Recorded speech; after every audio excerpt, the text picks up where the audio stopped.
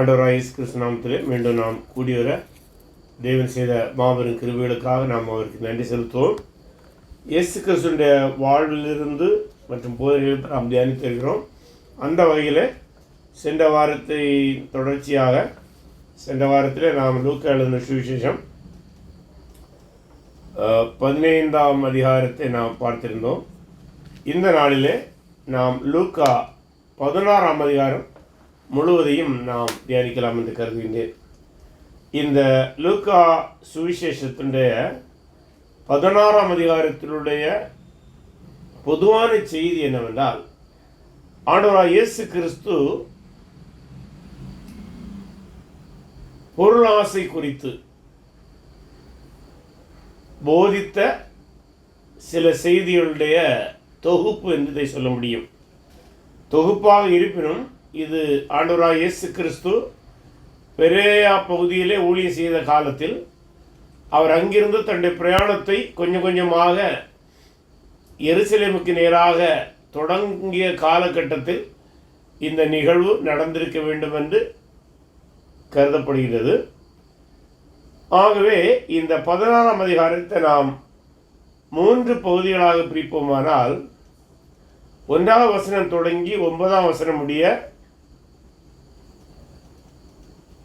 ஒரு ஓமை, அதாவது அநீதி உள்ள உக்கிரானக்காரனை குறித்ததான ஒரு ஓமை.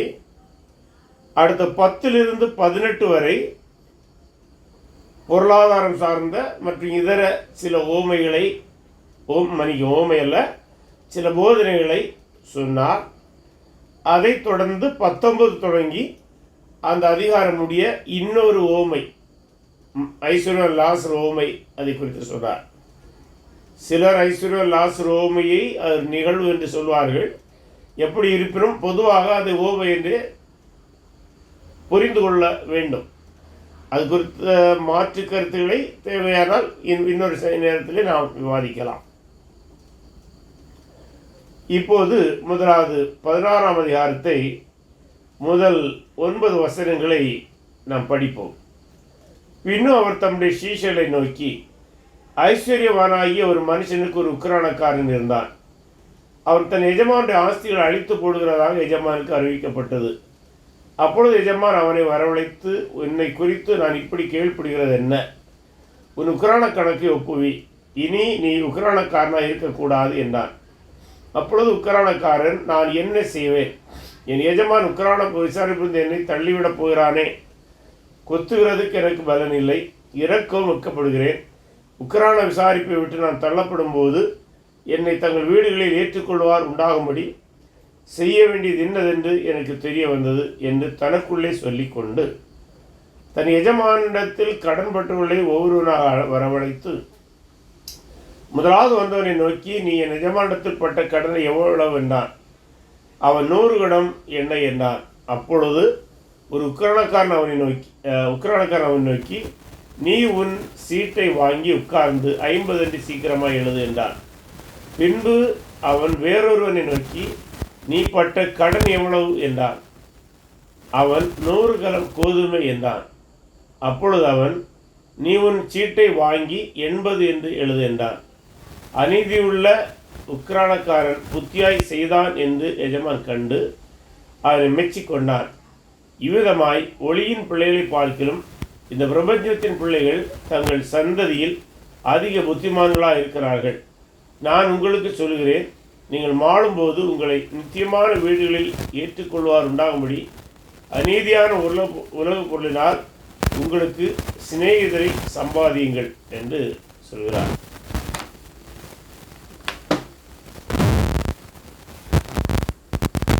இந்த ஓமையை அநீதியுள்ள உக்கிரானக்கார ஓமை என்று பொதுவாக பேசுவார்கள்.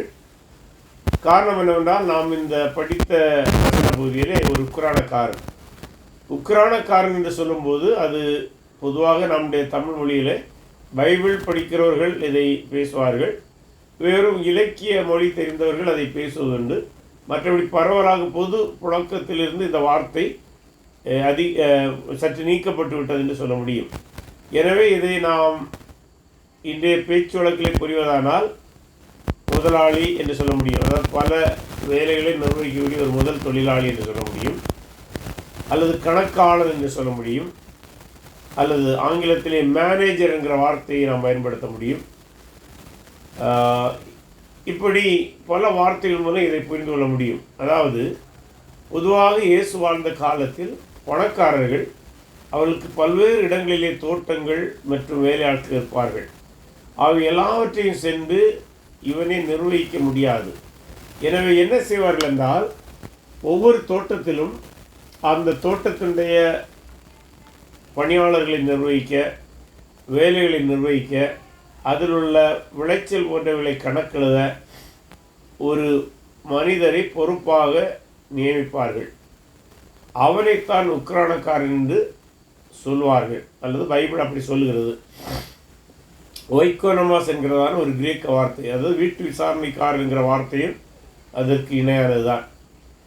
இந்த வேலைக்காரர்கள் எல்லாவற்றையும் நிர்வகித்து எஜமான் கேட்கும்போது உரிய கணக்கை கொடுக்க வேண்டும். அதுபோலத்தான் இவனையை நியமித்தார். ஆனால் இவன் எஜமானுடைய சொத்துக்களை சரியாக நிர்வகிக்கவில்லை. அப்படி என்றால் பல வேளைகளில் அவன் கள்ளக்கணக்கு எழுதியிருக்க முடியும், செய்யாத வேலைகளெல்லாம் செய்ததாக கணக்கு எழுதியிருக்க முடியும், எஜமானுக்கு தெரியாமல் பொருட்களை விற்று லாபம் சம்பாதித்திருக்க முடியும், அல்லது சக ஊழியர்களுக்கு கொடுக்க வேண்டிய சம்பளத்தை முறையாக கொடுக்காமல் வஞ்சித்து எடுத்திருக்க முடியும், மோசடி செய்திருக்க முடியும். இந்த செய்தியை கேள்விப்பட்ட எஜமான் அவனை வரவழைத்து அவனை சொல்கிறாரு, உன்னை குறித்து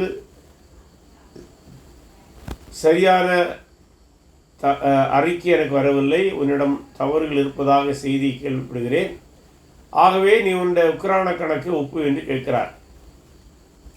உடனடியாக இவனுக்கு பொறி தட்டுகிறது.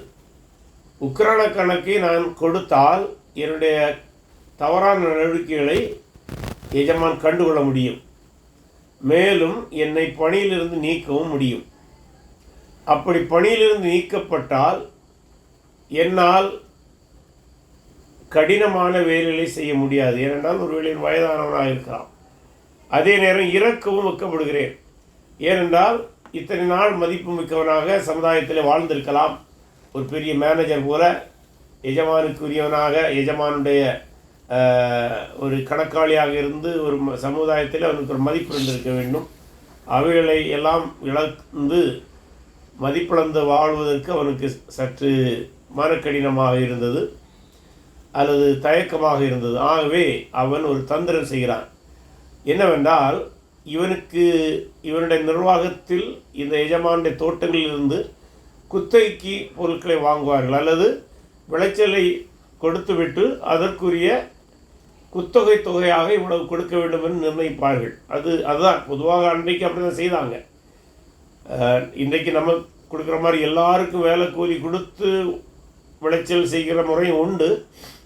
அதை விட பரவலாக பெரும் பணக்காரர்கள் என்ன செய்வாங்கன்னா, மொத்த தோட்டத்தையும் குத்தகை விட்டுருவாங்க. அந்த குத்தகைக்கு ஒரு ஆண்டுக்கு இவ்வளவு தர வேண்டும், அல்லது ஒரு விளைச்சலுக்கு இவ்வளவு தர வேண்டும் என்று நிர்ணயித்திருப்பார்கள். ஆகவே அப்படி நிர்ணயிக்கப்பட்ட போது ஒருவனுக்கு 100 குடம் எண்ணெய் என்றால் ஒலிவ எண்ணெய், அப்படின்னா ஒலிவ தோட்டத்தை இவன் குத்தகைக்கு எடுத்திருக்க வாய்ப்பு இருக்கிறது. இது ஆக அவன் 100 குடம் என்று சொல்கிறான். பொதுவாக 100 குடம் என்றால் அன்றைய கணக்கு பிரகாரம் 37 லிட்டரிலிருந்து 40 லிட்டர் வரை கொள்ளக்கூடிய குடங்களாக இருந்தது என்று கருதுகிறார்கள். ஆகவே 100 குடம் என்று சொல்லும்போது ஏகதேசம் 3700 லிட்டரிலிருந்து 4000 லிட்டர் வரை சற்று முன் இருக்கலாம். அவ்வளவு எண்ணெய் இவன் ஆண்டுக்கு எஜமான் கொடுக்க வேண்டும் என்று அவனுடைய சீட்டில் எழுதியிருந்தது. இதில் கேள்வி என்னவென்றால், உண்மையிலே எஜமான் இவனிடமிருந்து 100 குடம் தான் கேட்டிருந்தானா, அல்லது எஜமான் 50 குடம் தான் எதிர்பார்த்தான், இந்த உக்கிரானக்காரன் தான் கூடுதல் 50 எழுதி வைத்தானா என்று தெரியாது. ஏனென்றால் அதுதான் ஒருவேளை அவனுடைய மோசடியாக இருந்திருக்கலாம். ஆகவே தான் அவனை கூப்பிட்டு உன்னுடைய சீட்டில் எவ்வளோ எழுதியிருக்கிறது என்று கேட்கிறான். அவன் சொன்னால் 100 குடம் எழுதியிருக்கிறது என்று சொல்கிறான். அப்படியானால் இவன் சொல்கிறான், நீ 100 குடத்துக்கு பதிலாக அது 50 குடம் என்று எழுதுண்டு. இதுதான் இங்கே தான் அந்த சூட்சுமம் இருக்கிறது. 50 என்றால் ஒருவேளை எஜமானுக்கு கொடுக்க வேண்டியது 50 குடம் தான். ஆனால் இதை உக்கிரானக்காரன் முதலாவது இந்த குத்தகைக்காரன் சொல்லாமல் 100 குடம் அவன் கேட்பதாக இவனிடம் பேசியிருக்க முடியும். இவன் ஒரு இடையாளியாக இருந்து அதான் அவன் செய்த தவறாக கூட இருக்கலாம். எஜமானுக்கு கொடுக்க வேண்டிய தொகை ஒன்று, அதை விட அதிகமாக குத்தகைக்காரன் வாங்கி இந்த எக்ஸ்ட்ரா எழுதுகிற 50 குடத்தை இவனே வைத்துக் கொள்வது. இவனமாகத்தான் இவன் மோசடி செய்து பெரும் பணக்காரனாக இவன் ஆகியிருக்க முடியும். ஆகவே தான் விசாரித்த போது அவன் சொல்கிறான் 100க்கு பதிலாக 50 எழுது என்று சொல்லுகிறான். அதுபோல தொடர்ந்து 7ஆம் வசனத்திலே, பின்பு அவன் வேறொரு நோக்கி, நீ பட்ட கடன் எவ்வளவு என்றான். அதற்கு 100 கலம் கோதுமை என்றான். அவன் 100 கலம் கோதுமை என்று சொல்கிறான். அவனுக்கு என்ன சொல்லலாம், இவன் சீட்டை வாங்கி 80 என்று எழுதுகின்றான். அப்போ கோதுமையில் எஜமான் எதிர்பார்த்தது 80 தான். அப்போ இந்த 20 எக்ஸ்ட்ரா போட்டது யார்? இவன் தான் போட்டிருக்கிறான். ஆகவே இப்போது எஜமானுக்கு சரியான கணக்கை கொடுப்பதற்காக சீட்டை குறைத்து எழுதுகிறான். இப்படி குறைத்து எழுதும்போது நிச்சயமாக அந்த குத்தகைக்காரர்களுக்கு மகிழ்ச்சி தான். ஒருவேளை குத்தகைக்காரர்கிட்ட இப்படி கூட பேசியிருப்பான், எஜமான் 100 கேட்டார், நான் இப்போ உங்களை 50 குறைக்கிறேன், மீதி உள்ள 50 நமக்குள்ள அட்ஜஸ்ட்மெண்ட் பண்ணிக்கிறோம், அதாவது நீ 25 எடுத்துக்க, எனக்கு 25 தான். அப்படி கூட இவன் மறைமுகமாக பேசியிருக்கலாம், தெரியாது. எப்படியும் இவன் ஒரு அருமையான வேடம் போடுகிறான். எப்படி என்றால் எஜமானுக்கு இப்போது சரியான கணக்கை கொடுக்க முடியும், இவனிடமும் நல்ல பேர் வாங்கிக்கிறான். என்ன பேர்? எனக்கு 100 குடத்தை 50 குறைச்சிருந்த மகாபாக்கியவான் என்று இவனை மெச்சுவதற்கும் போடுவதற்கும் வாய்ப்பு இருக்குது. இவனமாக இவன் தந்திரமாக நடந்து கொண்டான். ஆகவே தான் 8ஆம் வசனத்திலே படிக்கும்போது அநீதி உள்ள உக்கிரானக்காரன், இதன் அடிப்படையில் தான் அவனுடைய பேர் அநீதிய உள்ள உக்கிரானக்காரன் அல்லது உண்மையற்ற உக்கிரானக்காரன் என்று சொல்வது. புத்தியாய் செய்தான். எதை புத்தியாய் செய்தான்? இப்போ 2 பேருக்கும் நல்லவனாக காட்டி கொடுக்குறான். குத்தகைக்காரனுக்கு நல்லவன், ஏன்னா அமௌண்ட்டை குறைச்சான். எஜமானுக்கு நல்லவன், என்னென்னா பேசினபடி கொடுத்துட்டான், கணக்கு சரியாக வந்துடும். புத்தியாய் செய்தான் என்று எஜமான் கண்டு அவனை மெச்சிக்கொண்டான். இந்த இடத்துல என்னிடம் 2-3 பேர் கேட்டுக்கிறாங்க, இந்த வசனத்தை சரியாக புரியாமல் இப்படி அநீதி செய்தவனை இயேசு மெச்சலாமான்னு கேட்பாங்க. ஐயா சற்று கவனமாக படிங்க. அவங்கள்ட்ட நான் சொன்னது இயேசு அவனை மெச்சல. இந்த ஓமையை சொல்லும்போது அந்த எஜமான் இவனை மெச்சி கொண்டதாகத்தான் இதில் இருக்கிறதே தவிர இயேசு அவனை இந்த இடத்துல மெச்சவில்லை அல்லது புகழவில்லை, பாராட்டவில்லை. இவ்விதமாய் ஒளியின் பிள்ளைகளை பார்க்கிலும், இந்த இடத்துல ஒளியின் பிள்ளைகள் என்பது தேவனுடைய ராஜ்யத்தின் பிள்ளைகள் என்று புரிந்து கொள்ள முடியும். வேறு புரிந்து கொள்ளுதல் அங்கே சாத்தியமற்றதாக தோன்றுகிறது. இந்த பிரபஞ்சத்தின் பிள்ளைகள் அப்படின்னா இந்த உலகத்தில் ராஜ்யத்துக்கு அப்பாற்பட்டவர்கள், மேசியாவுடைய ஆட்சிக்கு புறம்பே இருக்கிற மக்கள், அப்படி கூட புரிந்து கொள்ளலாம். இப்பிரபஞ்சத்தின் பிள்ளைகள் தங்கள் சந்ததியில் அதிக புத்திமான்களாக இருக்கிறார்கள். இந்த இடத்துல அதிக புத்திமான்களாக இருக்கிறார்கள் என்ற அதனுடைய பொருள் அதிக தந்திரசாலியாக இருக்கிறார்கள் என்பது அதனுடைய பொருள். ஏன்னா இவன் புத்தியாய் செய்தது போல தெரிந்தாலும் தந்திரமாய் செய்தான், அவனுடைய எதிர்கால நன்மை கருதி. அதாவது கடந்த காலத்தில் தப்பு செய்தான், அந்த தப்பை நிகழ்காலத்தில் திருத்துகின்றான், திருத்தி தன்னுடைய எதிர்கால வாழ்வை வளமாக மாற்ற தந்திரமாய் நடந்து கொண்டான். அதைத்தான் இங்கே புத்திமானாய் நடந்து கொண்டான் என்கிற வார்த்தை சொல்கிறது. அதை சொல்லிவிட்டு அந்த உவமையை சொல்லி அதற்கான ஒரு முறையை சொல்லிவிட்டு அதை தன்னுடைய சீடர்களை பார்த்து, என்னன்னா இது சீடர்களை பார்த்து மட்டும் போதித்த ஒரு உவமையாக கருதப்படுகிறது. நான் உங்களுக்கு சொல்கிறேன், நீங்கள் மாளும்போது உங்களை நித்தியமான வீடுகளில் ஏற்றுக்கொள்வார் உண்டாகும்படி அநீதியான உலகப் பொருளால் உங்களுக்கு சிநேகிதரை சம்பாதியுங்கள். அதாவது இந்த இடத்துல சொல்லப்படுகிற அநீதியான பொருள் என்பது வஞ்சகமாய் சம்பாதித்தது அப்படி பொருள் அல்ல. பொதுவாக உலகப் பொருளை அநீதியானதாக இங்கே சொல்லப்படுகிறது. என்றால் இந்த இடத்துல பயன்படுத்தப்பட்டிருக்கிறதான அராமிய சொல் மம்மோன் என்கிற வார்த்தைக்கு ஒப்பானது. இந்த மம்மோன் என்கிற வார்த்தை ஒரு பொருளாசைக்கு கடவுள் அல்ல பணத்துக்கு கடவுள் என்று விளக்கப்படும். அதனுடைய இன்னொரு பொருள் சேர்த்து வைக்கப்பட்ட செல்வம், அதாவது யாருக்கும் பயனில்லாமல் சேர்த்து வைக்கப்பட்ட செல்வம்.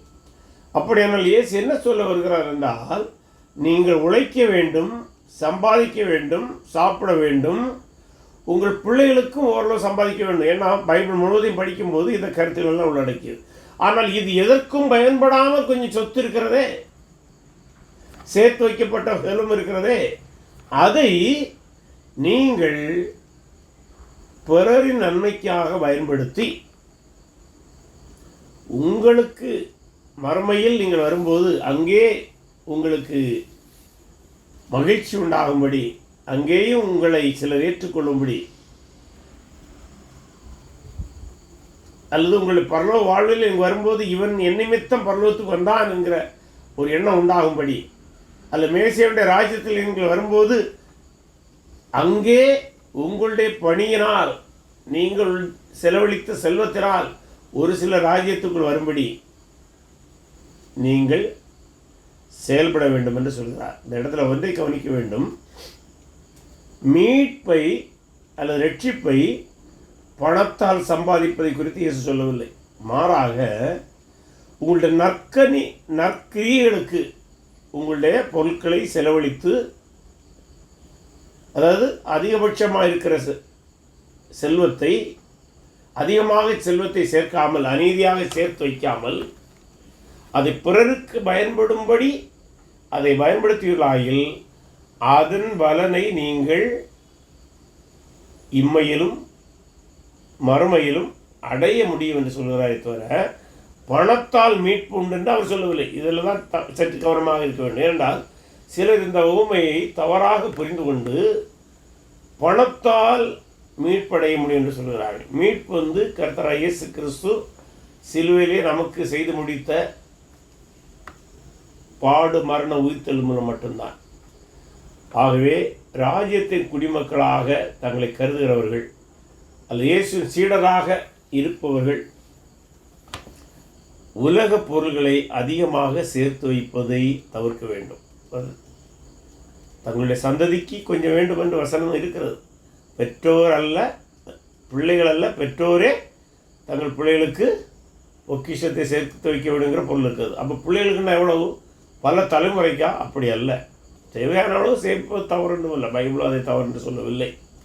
மாறாக செலவழிக்காமல் அநீதியாக செல்வம் இருக்குமானால் அதை பிறருடைய நன்மைக்காய் பயன்படுத்தி உங்களுக்கு நலம் உண்டாகும்படி பார்த்து கொள்ளுங்கள் என்று சொல்கிறார். சொல்லிவிட்டு அடுத்து அது சார்ந்து வேறு சில சிறு ஆலோசனைகளை கொடுக்கின்றார். ஒன்று, கொஞ்சத்தில் உண்மையுள்ளவன் அநேகத்தில் உண்மையுள்ளவனாக இருக்கிறான், கொஞ்சத்திலே அநீதி உள்ளவன் அநேகத்திலும் அநீதி உள்ளவனாக இருக்கிறான். கொடுக்கப்பட்ட கொஞ்சம் காரியங்களிலே உண்மையுள்ளவன் அநேகத்திற்கு அதிபதியாக வைக்கப்படுவான். அதாவது இம்மைக்குரிய காரியங்களிலே உண்மையுள்ளவன் மறுமைக்குரிய காரியத்திலும் உயர்த்தப்படுவான். அது ஒரு அநீதியான உலகப் பொருளை பற்றி நீங்கள் உண்மையாக இராவிட்டால் யார் உங்களை நம்பி உள்ளத்தில் மெய்யான பொருளை ஒப்புவிப்பார்கள்? சின்ன சின்ன உலக காரியங்களே உண்மை இருந்தால் மட்டுமே பெரிய காரியங்களை ஒப்புவிக்க முடியும். அது நம்முடைய வாழ்வில் எந்த ஒரு அம்சமாக இருந்தாலும் சரி, தொழிலாக, வியாபாரமாக, வேலையாக, அல்லது கிறிஸ்துக்காக சபையில் செய்கிற ஊழியமாக, எதுவாக இருந்தாலும் நாம் ஒருவேளை சின்ன அளவிலே நாம் ஊழியம் செய்கிறவர்களாக இருக்கலாம். ஆனால் அந்த சின்ன காரியங்களே, கொடுக்கப்பட்ட சின்ன பொறுப்புகளிலே நான் உண்மையாக இருந்தால் மேலான வேலை தேவன் தருவார். அதனால்தான் இந்த அநீதி உள்ள உக்கிரானக்காரனுக்கு வேலை போகக்கூடிய சூழல் வந்தது. எதனால் வந்தது? அவன் உண்மையற்றவனாக இருந்தபடினாலே. அவன் உண்மை உள்ளவனாக இருந்திருந்தால் இதே எஜமான் என்ன செய்திருப்பார்? அவனுக்கு மேலும் பதவி உயர்வை கொடுத்திருப்பார். அன்றைய சரித்திரத்தை படிக்கும்போது பல அறிஞர்கள் என்ன சொல்கிறார்கள் என்றால், பல வேளைகளிலே உண்மை உள்ள உக்கிரானக்காரனை எஜமான் அங்கீகரித்து தன்னுடைய மகளையே அந்த விதமான உக்கிரானக்காரனுக்கு திருமணம் செய்து அந்த சொத்துக்கெல்லாம் அதிபதியாக்குகிற நிகழ்வுகளும் இருந்ததாக சொல்கிறார். ஆகவே தான் ஆண்டவராகிய இயேசு ஒருவேளை இதை சொல்லியிருக்கலாம். வேறொருடைய காரியத்தில் நீங்கள் உண்மையுள்ளவராயிராவிட்டால் உங்களுக்கு யாதொன்றை சொந்தமாக கொடுப்போம் யார்? பிறருடைய காரியங்களில் உண்மையாக இருக்கும்போது தான் நமக்கு சொந்தமான காரியங்களில் நாம் உண்மையாக இருக்க முடியும். பல வேளைகளில் உலக மக்கள் இதுக்கு மாறுபாடாக இருக்கலாம், அதன் தந்திரமாய் செயல்படலாம் மேற்கொண்ட அந்த அநீதியுள்ள கணக்கனை போல. ஆனால் தேவனுடைய பார்வையிலே அவைகள் நிரந்தரமான மகிழ்ச்சியை தராது. எப்படி என்றால் இவனுக்கும் வேலை போகணுங்கிற சூழல் வந்ததை நாம் பார்க்கின்றோம். அடுத்ததாக, எந்த ஊழியக்காரனும் 2 எஜமான்களுக்கு ஊழியம் செய்யக்கூடாது. ஒருவனை பகைத்து மற்றவனை சிநேகிப்பான், அல்லது ஒருவனை பற்றி கொண்டு மற்றவனை அசட்டை பண்ணுவான். தேவனுக்கும் உலகப் பொருளுக்கும் ஊழியம் செய்ய உங்களாலே கூடாது என்றார். பல வேளையில் இந்த வசனம் மிகவும் தவறாக புரிந்து கொள்ளப்படுகிற வசனமாக இருக்கிறது. அது எப்படி என்றால், ஆண்டுடைய பணியை செய்கிறவர்கள் புற வேலைகளில் ஈடுபடக்கூடாது என்று சொல்வார்கள். அதை நுட்பமாக கவனிக்க வேண்டும். ஆண்டோட பணியை செய்வதனால், குறிப்பாக ஏதாவது ஒரு ஸ்தாபனத்திலே ஒரு மனிதர் பணியாற்றுகிறார் என்றால், அந்த ஸ்தாபனம் அவருக்கு போதிய சம்பளத்தை கொடுக்குமானால், வேண்டுமானால் அவர் இன்னொரு ஸ்தாபனத்திலேயோ அல்லது இன்னொரு வேலையோ வியாபாரமோ செய்யாமல் இருக்கலாம். ஆனால் ஸ்தாபனம் ஒரு குறிப்பிட்ட அளவுக்கு மேல் கொடுக்க இயலாத பட்சத்தில் அந்த ஊழியர் துன்பப்பட வேண்டிய தேவையில்லை. அவர் இன்னொரு வியாபாரத்தையோ சொந்த தொழிலையோ பகுதி நேரமாய் செய்யலாம், தவறொன்றும் இல்லை.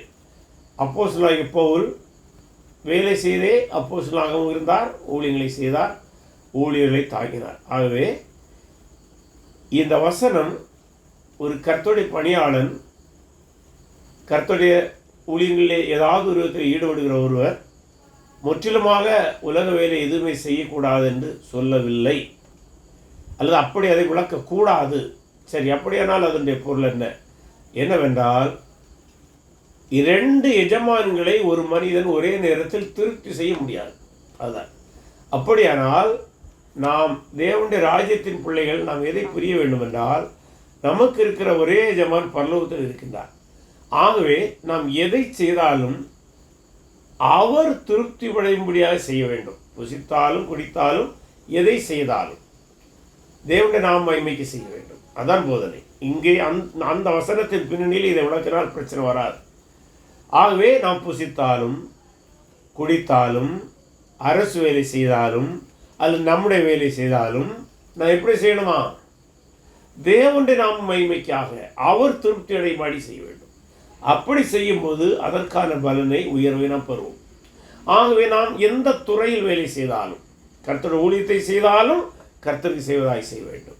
ஒரு மருத்துவராக இருந்து நீங்கள் ஒரு டாக்டராக அப்படி செய்தாலும், நான் இந்த மருத்துவ பணியை தேவன் திருப்தி அடையும்படி செய்ய வேண்டும். அப்போதான் நம்முடைய பணியும் தூய்மையானதாக இருக்கும்.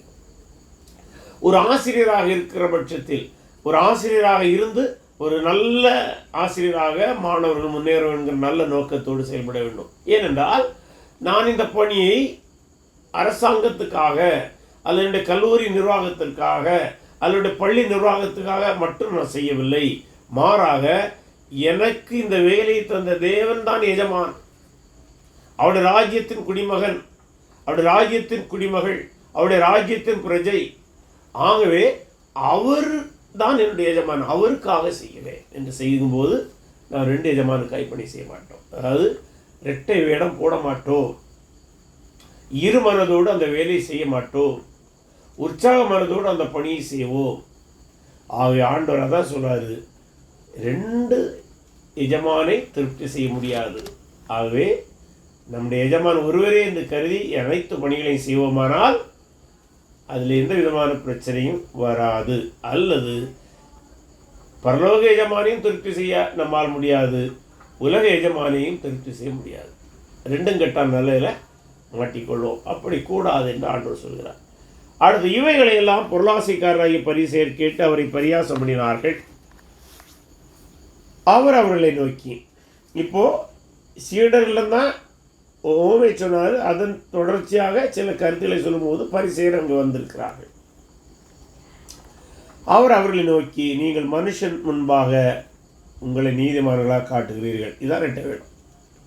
தேவனோ உங்கள் இருதயங்களை அறிந்திருக்கிறார். மனுஷருக்குள்ளே மேன்மையாக எண்ணப்படுகிறது தேவனுக்கு முன்பாக அருவருப்பாக இருக்கிறது. என்ன பரிசேயர்கள் அநேக இடங்களிலே மாய்மானங்களை செய்தார்கள். பக்திமான்களைப் போல நடந்து கொண்டார்கள். பொருளை அசைக்காரராக ஏழைகளை ஒடுக்கினார்கள். தொடர்ந்து சொல்லும்போது, நியாயப்பிரமாணமும் தீர்க்க தரிசன வாக்கியங்களும் யோவான் வரைக்கும் வழங்கி வந்தது. அது முதல் தேவனுடைய ராஜ்யம் சுவிசேஷமாய் அறிவிக்கப்பட்டு வருகிறது. யாவரும் பலவந்தமாய் அதில் பிரவேசிக்கிறார்கள். வேதத்தில் ஒரு எழுத்தின் உறுப்பு அவமாய் போவதை பார்க்கலும் வானம் பூமியும் ஒளிந்து போவது எளிதாக இருக்கும் என்று சொல்கிறார். ஆகவே தேவனுடைய ராஜ்யம் என்று இங்கே லூக்கா எழுதுவது சுவிசேஷ புஸ்தகங்களுடைய பார்வையிலே இயேசுடைய வார்த்தைகளை சொல்வதானால் மத்தேயு பயன்படுத்தின பரலோக ராஜ்யத்திற்கு இணையான வார்த்தை என்று பெரும்பான்மையான புதிய ஏற்பாட்டு அறிஞர்கள் சொல்கிறார்கள். அப்படியானால் தேவனுடைய ராஜ்யம் என்பதை இங்கே பரலோக ராஜ்யம் என்று படிக்க முடியும். சரி, அடுத்தது, அப்படியானால் பரலோக ராஜ்யம் அல்லது இந்த இடத்தில் தேவனுடைய ராஜ்யம் என்றால் பொருள் என்ன? அதை மத்தேயு சுவிசேஷத்தின் வெளிச்சத்திலும் புதிய ஏற்பாட்டு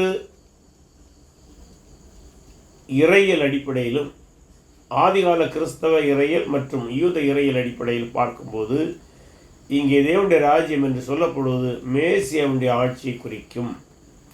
மேசியாவுடைய ஆட்சியை குறித்த செய்தி அன்றைய காலகட்டத்தில் இஸ்ரேல் மக்களுக்கு நற்செய்தி.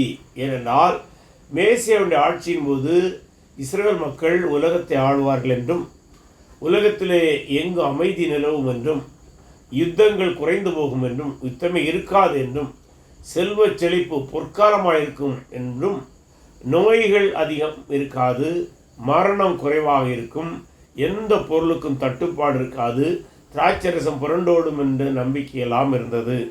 ஆகவே அந்த செய்திதான் பிரசங்கப்பட்டுள்ளது. எப்போது தீர்க்கதரிசிகளும் அதை சொன்னார்கள், யோவானும் சொன்னார், இயேசுவும் இப்போது அந்த ராஜ்யத்தை நிலைநிறுத்த நிறுவ வந்திருக்கின்றார். ஆகவே யாவரும் பலவந்தமாய் அதில் பிரவேசிக்கிறார்கள். பலவந்தம்னா இந்த பரிசேயர்கள் தேவனுடைய ராஜ்யத்தில் தயங்கினார்கள். ஆனால் அநேகர் யோவானிடம் இயேசுவிடம் ஞானஸ்நானம் பெற்று ராஜ்யத்துக்குள் போவதற்காக தங்களை அர்ப்பணித்தார்கள். ஆகவே ராஜ்யத்துக்குள் போவதற்கு எப்போது மக்கள் வாஞ்சியாக இருந்தார்கள் என்பதை சொல்லுகின்றார். சொல்லிட்டு சொல்கிறார்கள், வேதத்தில் ஒரு எழுத்தின் உறுப்பு அவமாய் போவதை பார்க்கிறோம். அப்படின்னா இந்த இடத்துல ராஜ்யத்தை குறித்து சொன்ன செய்தி கட்டாயமாக நிறைவேறும். வானம் மூவி ஒளிந்து போது எளிதாக இருக்கும். ஆகவே நிச்சயமாக மேசியாவுடைய ராஜ்யம் அதுக்கு ஏற்ற வேளையிலே ஸ்தாபிக்கப்படும். ஆனால் இயேசுவை சிலுவையில் அறிந்து கொண்டார்கள், அவர் உயிர்த்தெழுந்தார். ஆகவே மீண்டும் வந்து அந்த ராஜ்யத்தை ஸ்தாபிப்பார். அது நம்முடைய கிறிஸ்தவ பார்வை. இப்போது நாம் தொடர்ந்து போவோம். அடுத்து மேல் ஒரு கருத்தை சொல்கின்றார். தன் மனைவி தள்ளிவிட்டு வேறொருத்தை விவாகம் பண்ணுகிறவன் விபச்சாரம் செய்கிறான். புருஷனாலே தள்ளப்பட்டவளை விவாகம் பண்ணுகிறவனும் விபச்சாரம் செய்கிறான். இந்த இடத்துல பொருளாசை குறித்து ஏன் இந்த இடத்துல அந்த வார்த்தை மட்டும் தனியாக பேசப்பட்டுள்ளது என்பதை பார்க்கும்போது, இருமணம் செய்வது பல இடங்களில் இருக்கிறது. ஆனாலும் பெரும்பாலும் ஐசியவான்களே அந்த தவறுகளை எளிதாக செய்வார்கள். ஆகவே ஒருவேளை அது நிமித்தமாக இந்த இடத்திலே இயேசு அதை சொல்லியிருக்கலாம். சொல்லிவிட்டு 19ஆம் வசனத்திலிருந்து அடுத்து ஒரு செய்தி சொல்கின்றார். ஐஸ்வர்யமுள்ள ஒரு மனுஷன் இருந்தால் அவன் ரத்தம் வெளியேறப்பட்ட வஸ்திரமும் தரித்து அனிதனமும் சம்பரமாய் வாழ்ந்து கொண்டிருந்தான். லாசர் என்னும் பெயர் கொண்ட ஒரு தரித்தனும் இருந்தான். அவன் பருக்கள் நிறைந்தவராய் அந்த ஐஸ்வர்யவானுடைய வாசலில் கிடந்து அவனுடைய மேஜிலிருந்து விழுந்த துணிக்கைகளை தன் பசியால் ஆற்ற ஆசையாக இருந்தான். நாய்கள் அவன் பருக்களை நக்கிற்று. இந்த நிகழ்வை ஓமை என்று சொல்லுவோர் இருக்கின்றார்கள். பலர் இது நடந்த நிகழ்வு என்று சொல்லுகிறார்கள். நடந்த நிகழ்வு என்று சொல்வதற்காக அவர்கள் வைக்கிற ஒரு வாதம் என்னவென்றால், மற்ற உண்மைகளிலே ஒருவன் ஒருத்தி என்று சொல்லியிருப்பார், அல்லது ஒரு மனிதன் இருந்தான் என்று சொல்லியிருப்பார். ஆனால் இந்த இடத்திலே லாசர் என்கிற பெயரையே குறிப்பிடுகிறார். ஆகவே இது ஒரு நடந்த நிகழ்வாக இருக்கலாம் என்று ஒரு சாரார்னு சொல்லும்போது சில அறிஞர்கள் கருதுகின்றார்கள். ஆனால் இதற்கு மாறாக சொல்கிற அறிஞர்கள் என்ன சொல்கிறார் என்றால், இது ஓமைதான். ஏன் இது ஓமை என்று அவர்கள் சொல்கிறார்கள் என்றால், இந்த இடத்துல லாசர் என்கிற பெயர் ஒரு குறிப்பிட்ட மனிதனுடைய பெயராக பயன்படுத்தப்பட்டுகிறது போல் தோன்றினாலும், லாசர் என்கிற பெயருடைய பொருள் தேவ சகாயம் பெற்றவன் என்று பொருள் கொள்ள முடியும் என்று சொல்கிறார்கள். ஆகவே லாசர் இங்கே தேவ சகாயம் பெற்ற மனிதர்களை குறிப்பிடுகிறார். தேவ சகாயம் பெற்றவர்கள் யார்? வேறொரு வார்த்தையில் சொல்வதாக இருந்தால் கிருபை பெற்றவர்கள். தேவனுடைய கிருபை பெற்றவர்கள் தான் தேவ கிருபையினால் நமக்கு அளிக்கப்பட்ட மீட்பை அடைகிறோம். ஆக மீட்கப்பட்டவர்களை சொல்கிறது என்று சொல்கிறார்கள். அப்படியானால் இது ஓமை என்று சொல்கிறார்கள். சரி, இப்போது தொடர்ந்து அதை படிக்கும்போது, பின்பு அந்த தரித்திரன் மரித்து தேவதூதரால் ஆபிரகாமுடைய மடியிலே கொண்டு போய் விடப்பட்டான். ஐஸ்வர்யவானும் மரித்து அடக்கம் பண்ணப்பட்டான். இந்த இடத்துல அந்த தரித்திரன் ஆபிரகாம் மடி என்று சொல்லப்படுகிற இடத்துக்கு போகிறார். ஆபிரகாம் மடி என்றால் யூதருடைய பார்வையிலே ஆறுதலை அளிக்கிற இடம். இறுதி நியாயத்தீர்ப்பிலிருந்து தப்புவதற்காக வைக்கப்பட்டிருக்கிறதான இடம் என்றெல்லாம் பல பொருட்கள் உண்டு. நித்திய ஓய்வை அனுபவிக்கிற இடம். நம்முடைய வார்த்தையில் சொன்னால் பரலோகம் என்று கூட அதை சொல்ல முடியும்.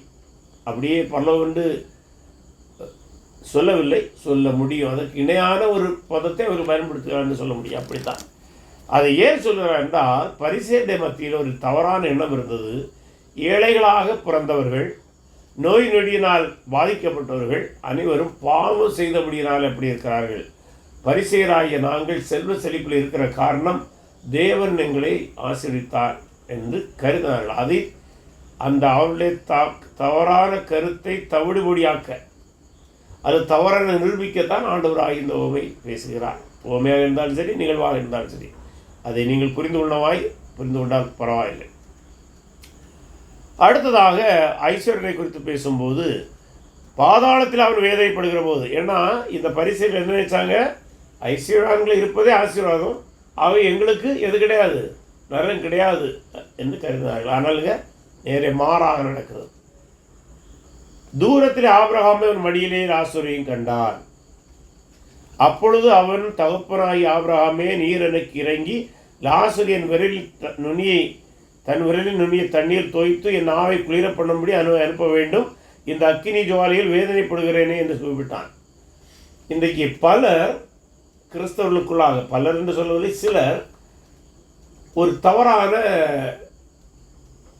இறையியல் கருத்தை கொண்டுள்ளார்கள். அது என்னவென்றால், இந்த உலகத்தை விட்டு நாம் கடந்து சென்று விட்டால், மரித்து கடந்து சென்று விட்டோம் என்றால், நித்திய நியாய தீர்ப்பு நாள் வரை நம்முடைய ஆத்மா தூக்க நிலையில் இருக்குமா?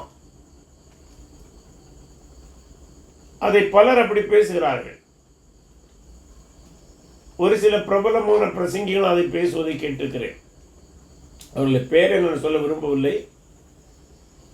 ஆனால் இந்த வசன பகுதி சொல்கிறது, இந்த உலகத்தை விட்டு நான் கடந்து சென்ற பின்பும் ஆத்மா தூங்காது, அது உணர்வுடையதாகவே இருக்கும்.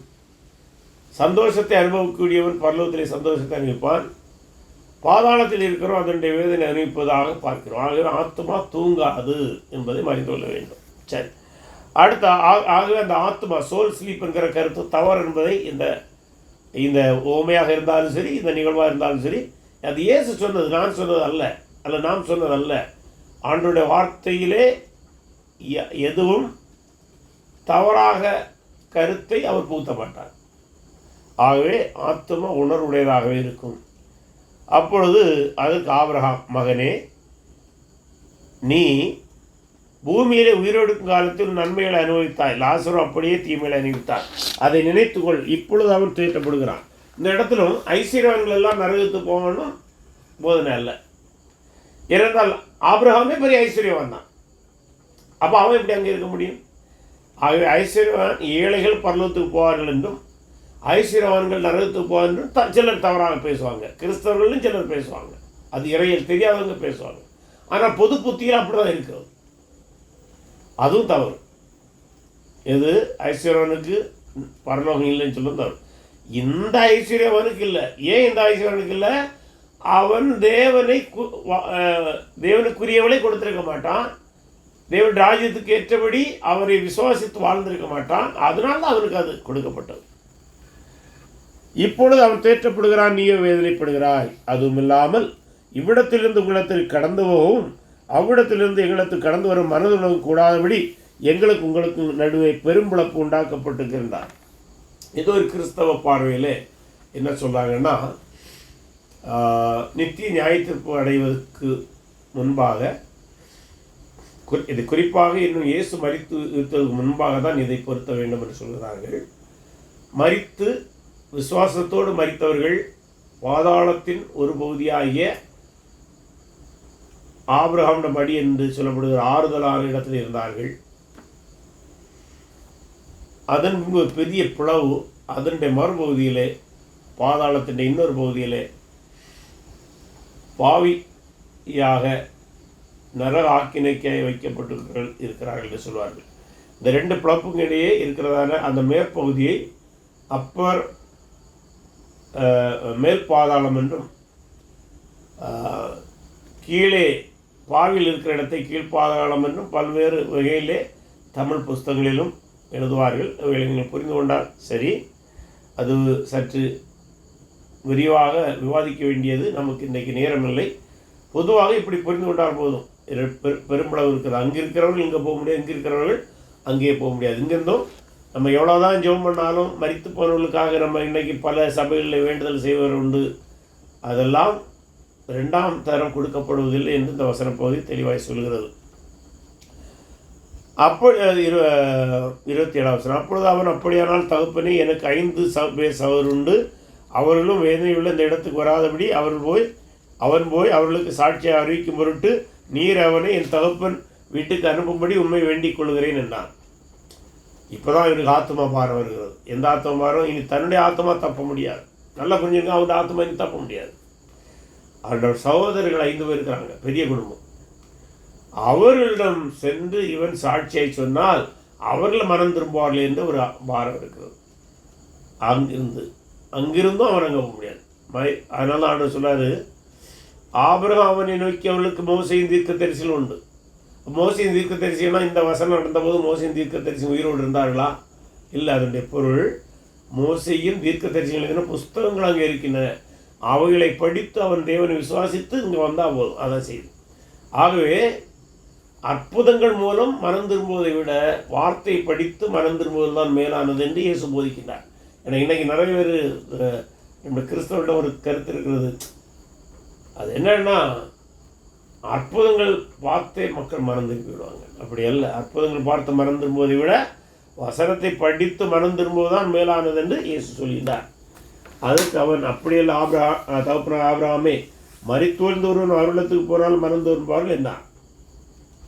அதற்கு அவள் மோசைக்கும் தீர்க்கதரிசிகளையும் செவிவிடாவிட்டால், அப்படின்னா நம்முடைய கையில் இருக்கிற பைபிள் வசனங்களுக்கு ஒருத்தன் செவிவிடவில்லை என்றால் மரித்தோழ்ந்து ஒருவன் எழுந்து போனால் நம்ப மாட்டார்கள் என்று சொன்னாள் என்றார். அது அருமையான வார்த்தை. இயேசு கிறிஸ்து மரித்து உயிர் தெழுந்த பின்பே பரிசைகள் நம்பவில்லை இல்லவா? 120 தானே முதல்ல நம்பினாங்க. ஆகவே அற்புதங்கள் மூலம் நம்புவதை விட அவனுடைய வார்த்தையை படித்து தியானித்து விசுவாசித்து வாழ்வதுதான் கிறிஸ்தவ வாழ்க்கை. அது மட்டுமல்ல, இந்த ஓமியில் அவர் சொன்னது, ஐஸ்வர்யத்திற்கும் பாவமன்னிப்புக்கும் சம்பந்தமில்லை.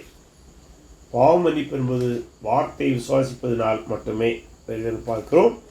இந்த அதிகாரத்திலிருந்து நாம் கற்றுக்கொள்ள வேண்டிய ஒரு தலைமைத்துவ பாடம் என்பது, ஒரு கிறிஸ்தவ தலைவன் பொருளாசையிலிருந்து விலகி இருக்க வேண்டும்.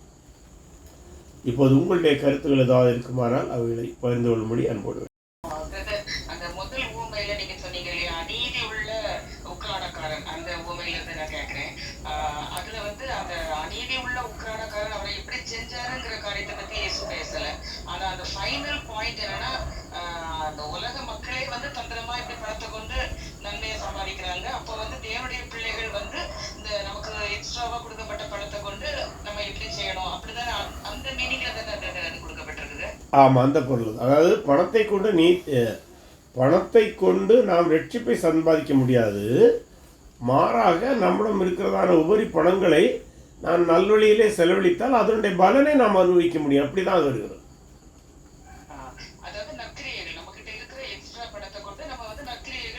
நம்மால் ஏன் நற்கிரியைகளை, ஏன்னா இந்த வசனத்தை மட்டும் வச்சு பார்க்கக்கூடாது. மொத்த பைபிளுக்கு போதனையே ரட்சிக்கப்பட்ட நற்கிரியை செய்ய வேண்டும். அது எந்த அளவுக்கு செய்ய முடியும்? தன்னால் இயன்ற அளவு செய்ய முடியும்.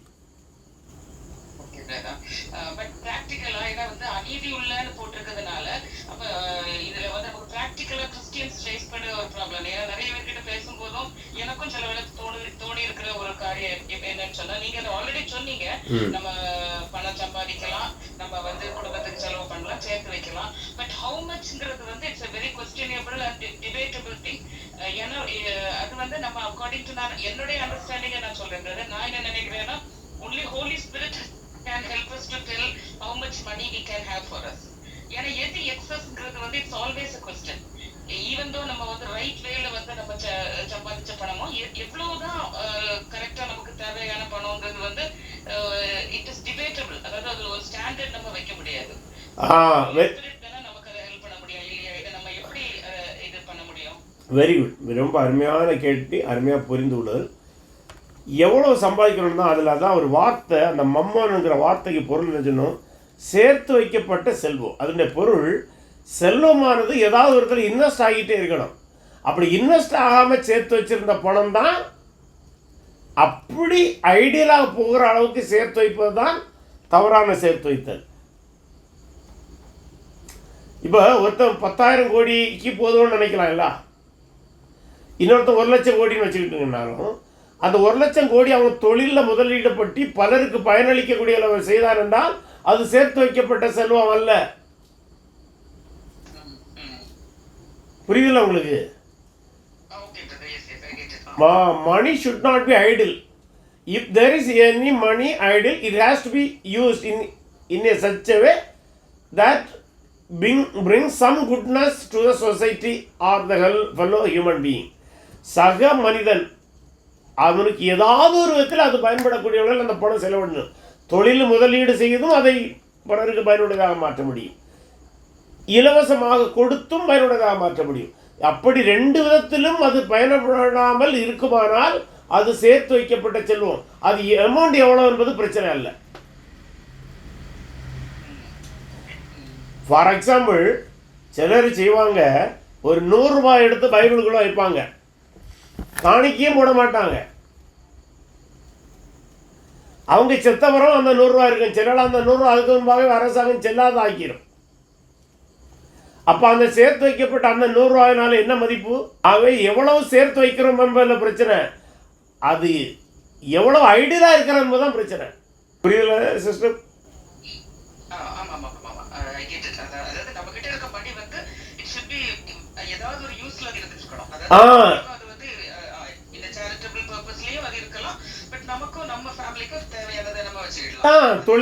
தொழிலில் போடலாம், பேங்க்கில் போட்டு அதில் ஒரு இன்ட்ரெஸ்ட் எடுக்கிறோம். அப்போ பேங்க் அதை இன்வெஸ்ட் பண்ணி அது சமுதாயத்துக்கு நலமுடையதாக மாற்றுகிறது அல்லவா?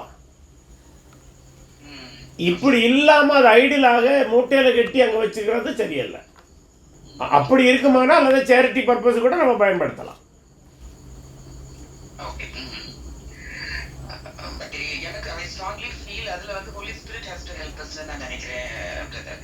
அதாவது to let us know the right amount which we can hold, which the rest of the amount நம்ம charity யூஸ் பண்ணோம் இல்லையா? அதுல we need Holy Spirit's guidance இருக்கும் இல்லையா? அது totally we have to depend on Holy Spirit. இல்ல பரிசுத்த ஆவியானவர் தான் இந்த வசனத்தை எழுதுனது. நம்ம அதில் என்னன்னா, அதான் சொல்லல, மணி ஐடியலாக இருக்குதான்னு தான் பார்க்கணும். அது ஐடியல் இல்லாமல் இருக்கிற பட்சத்தில் அது பெரிய பிரச்சனை இல்லை.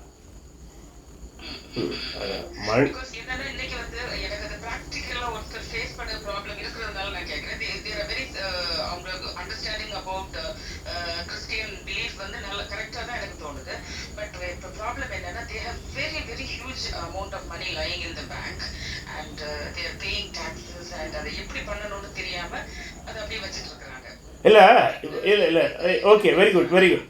இப்போ நீங்கள் சொன்னதுலேயே நான் வரேன்னா ஹியூஜ் அமௌண்ட் இருக்குது, பேங்கில் தான் இருக்குது.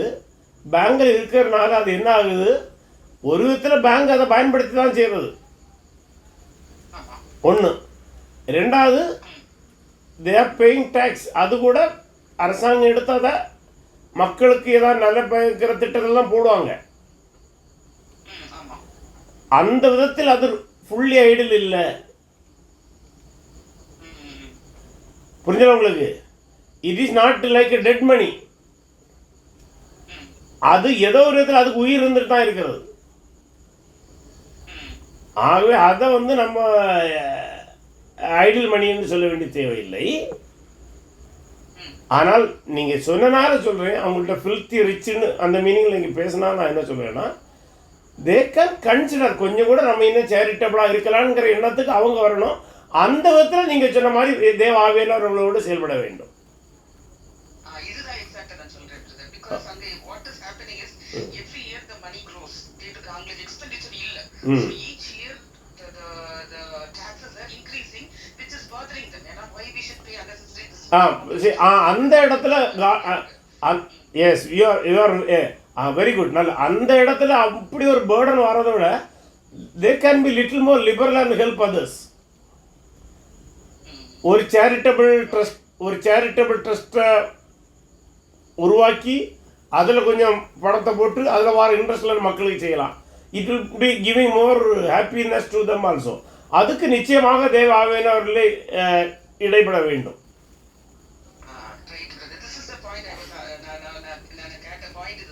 ஓகே. ஆமாம்.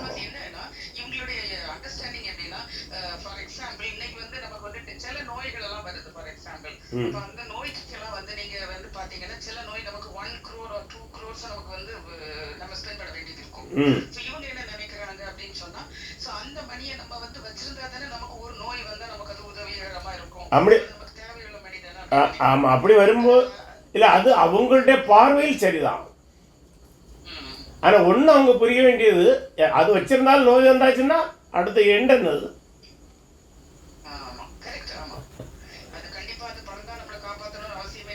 நிச்சயம். எத்தனையோ பணம் இல்லாதவங்க 100 வயசு வாழ்கிறாங்கல்ல. ஸோ அதனால் அந்த விஷயத்தில் நீங்கள் சொன்ன மாதிரி அது இப்படி கூட புரிய முடியும். God has to give them wisdom. God has to give them wisdom to apply. நல்ல அருமையான உரையாடல். ஓகே. நல்ல நீங்கள் சொன்ன உதாரணமும் பயனுடையதாக இருக்கும்னு நினைக்கிறேன் பலருக்கு.